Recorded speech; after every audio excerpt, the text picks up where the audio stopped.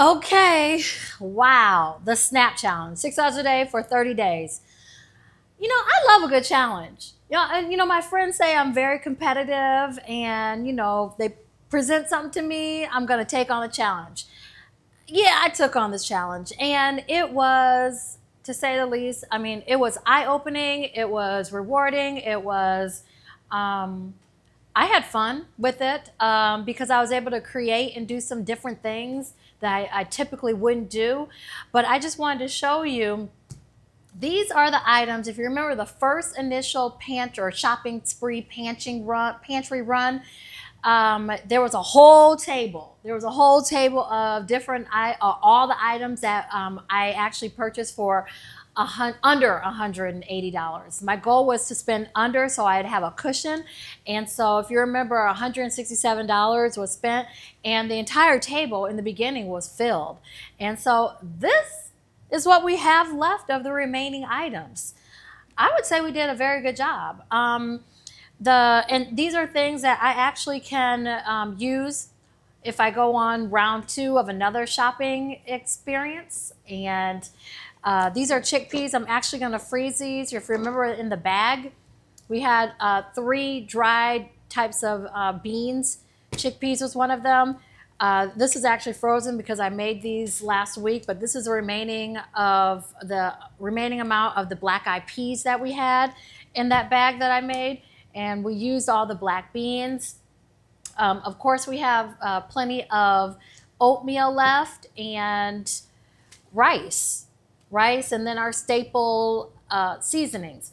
Now, there are some things, and we talked about it through some of the recipes that I was showing and cooking along the way. There are some seasonings that I would love to be able to add that could make this pantry even better.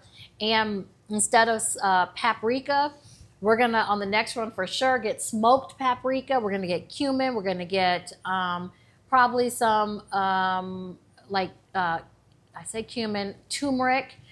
These are going to be, curry, if we're able to fit it in the budget, because these are going to be great for some curry type meals, vegetarian, and I may even get some coconut milk.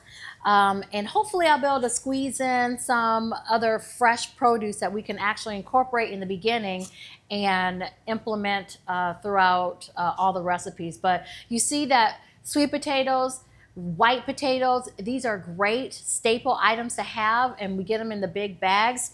I actually chose a local store here, Giant, to shop at, but after talking to a couple other people and asking if they could feed their families on $6 or $6 a person for 30 days, most of them were like, probably not Cheron. But there were a couple of them that actually said, you know what, I probably could do it if we could go to another store, a different type of store, maybe buy in more bulk, like at Costco's. I just didn't choose Costco's or Sam's or BJ's or, those type of warehouse stores because I knew that we had a limited amount of money and we would have to get larger sizes, for example, of seasonings, and that would probably blow our budget. So unfortunately, I selected the store that I knew that I could probably get the most bang for our buck. And what wouldn't I have gotten? I'm glad you asked. I probably, on round two, when I went to get some additional items on the $8 that I had left, I added in mayo, and I added in jelly. I added in a can of diced tomatoes, and there was one other item. I have to go back and look at the tape. But I probably wouldn't have added in the mayo this run, just because we only, as you saw, used it for tuna fish sandwich. And we probably could have used it for some other things had we had some other options to work with. But also, one thing we did not touch at all, but it's still an option and it's great to have in your pantry. That's why I recommended and suggested it, is peanut butter. You can't go wrong, and that's why I got the jelly too, is that you can't go wrong with just a regular PBJ sandwich.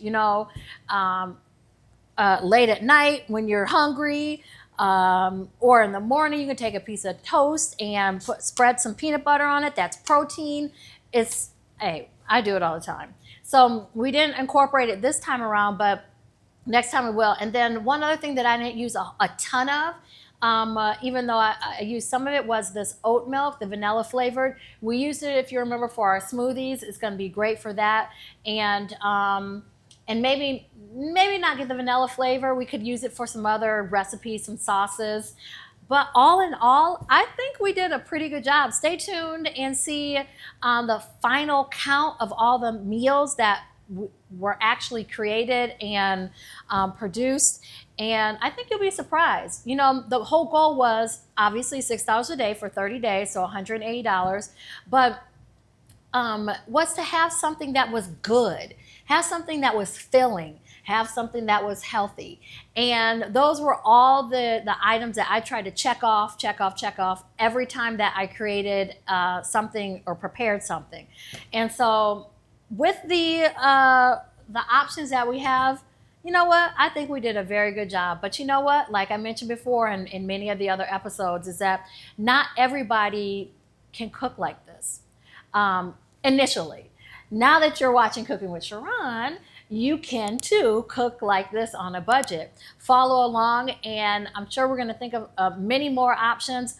But the regular person, it was brought to my attention, you know, Cheron, you do this on a regular basis. You cook in bulk. You know how to, you know, make things stretch. And yes, I do. And I probably don't share enough of that because this is pretty important, and it also helps with meal prep and just making things work on a budget. So hopefully you all enjoyed the journey. The challenge is not over. We're still going to cook and we're going to create on a budget. And of course, we're going to do it with love. So keep joining in and following us on the journey. Until the next time, thanks for joining us at Cooking with Cheron.